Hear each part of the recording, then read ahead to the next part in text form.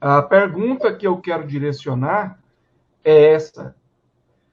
Para o Edu Moura, para que não venhamos incorrer em anacronismo, o que seria um tipo de prova da ressurreição de Jesus naquela época?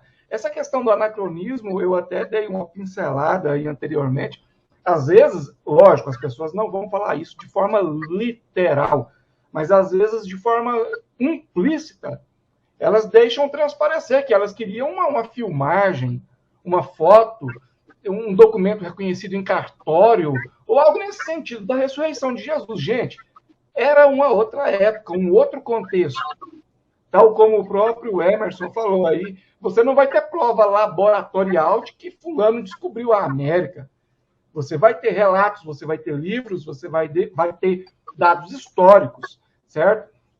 Então, Edu, para aquela época, para a gente não incorrer em anacronismo, o que nós poderíamos considerar como prova da ressurreição de Cristo naquela época?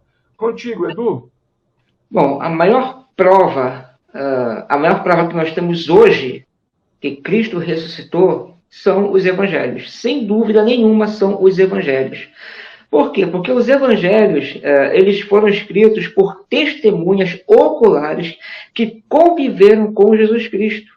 Então, os evangelhos é a maior prova irrefutável que Cristo ressuscitou. E segundo, são as epístolas do apóstolo Paulo. Segundo o professor da Universidade de Texas, Michael White, as primeiras epístolas paulinas, elas datam apenas 2 décadas depois da ressurreição. Ou seja, é um período muito curto de datação. E, ademais que o apóstolo Paulo, ele conhecia toda a história do judaísmo. Ele conhecia toda a tradição, história e fatos históricos que ocorreram no contexto dele. Então, ele sabia que ele não estava defendendo uma fábula. Ele sabia que ele não estava defendendo uma fantasia. Como eu falei no meu primeiro comentário, na minha primeira fala, hoje nós temos mais de 5.600 cópias do Novo Testamento. Não existe nenhum escrito com tantas cópias como o Novo Testamento. Quanto maior é o escrito de uma eventualidade, maior é a proporção daquele evento ser real.